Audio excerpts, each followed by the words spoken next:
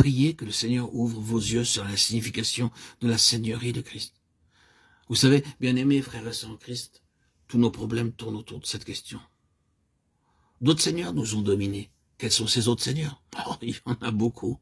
Notre propre âme a pu nous dominer, notre sentimentalité, nos goûts, nos préférences, nos jugements, nos aversions et antipathies, nos traditions, nos enseignants. Tout ceci peut nous gouverner. Oh, il y a tant de seigneurs. Et ils peuvent être juste en train de gouverner. Le Seigneur est désireux de nous amener dans un lieu plus grand, plus libre, un lieu de ciel ouvert. Mais quelque chose nous tyrannise encore. La vie naturelle, le moi, est sur le trône. Nous avons une façon horrible de tout attirer à nous-mêmes. Dès que quelque chose se dresse, nous entrons dans le centre de l'arène, car la vie du moi gouverne sur le trône. Quel est ce genre de vie? Eh bien, c'est une vie d'ombre, pour ne rien dire de pire. C'est une vie de limitation, inconstante, de haut et de bas, de faiblesse et d'incertitude. Si nous voulons sortir de là et entrer directement dans la lumière, la pleine lumière, et avancer droit dans la pleine lumière, dans la liberté glorieuse des enfants de Dieu, tous ces autres seigneurs doivent être déposés et Christ doit être Seigneur. Pendant que je dis cela, vous êtes tout à fait d'accord avec moi. Vous dites, oh oui, bien sûr, nous voulons que Christ soit Seigneur. Nous ne voulons rien de moins que Christ soit Seigneur dans nos vies. Nous savons qu'il doit être Seigneur. Nous savons que Dieu l'a fait Seigneur et Christ. Nous sommes d'accord, bien-aimés. Ceci est bien. Mais, mes chers amis, frères et sœurs, auditrices, de quoi s'agit-il ici? Auditeurs?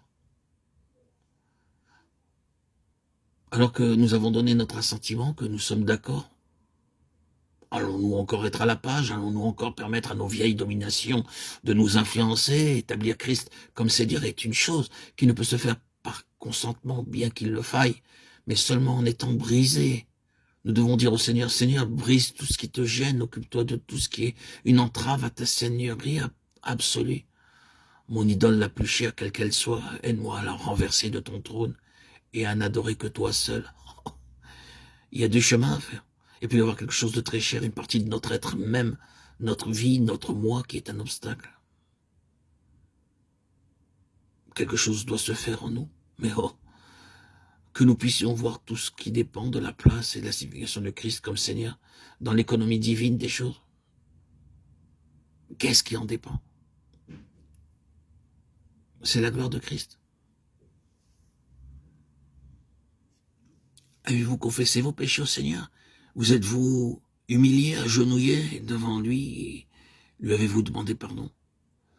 Êtes-vous jamais arrivé à une nouvelle position avec le Seigneur où sa seigneurie a été établie dans un nouveau chemin, une nouvelle question, une nouvelle sphère? Êtes-vous jamais passé par là et avez-vous été malheureux à ce sujet et senti que vous avez tout perdu? Vous savez que c'est le contraire. L'expérience a pu être très profonde et terrible quand vous y êtes passé. Vous glorifiez Dieu. Quand Dieu s'occupe de ce qui est un obstacle à la seigneurie, c'est un temps sombre, plein de souffrance. C'est ce que nous ressentons quand nous sommes ainsi traités. Mais vous viendrez à la place où vous remercierez Dieu pour tout cela. Est-ce possible? Ah, je suis sûr, et dans un certain degré, l'expérience le confirme, que quand nous sommes de l'autre côté et que le Seigneur a une nouvelle place dans nos vies, nous le remercions infiniment. Remplis de grâce, nous lui disons, tu as été juste, fidèle et véritable. Vous pouvez le dire comme faisant partie de votre foi, mais c'est une grande chose de le dire comme faisant partie de votre expérience, fidèle et véritable. La gloire de Dieu sur la face de Jésus-Christ, la gloire de Christ, l'évangile de la gloire de Christ comme Fils de Dieu, tout nous est présenté dans des termes de vie, lumière, seigneurie, les trois prérogatives de la gloire du Fils de Dieu. Oh frères et sœurs en Christ, bien-aimés, auditeurs, auditrices, mes chers amis, vous qui m'écoutez depuis si longtemps, que le Seigneur nous amène à le vivre pleinement, à vivre cette présence vivifiante, régénérante, en permanence dans notre quotidien, dans nos vies propres. Confions-nous à Christ, célébrons-le, annonçons-le, vivons cette vie vivifiante Il nous a établis héritiers de toutes choses. En lui, nous avons la vie.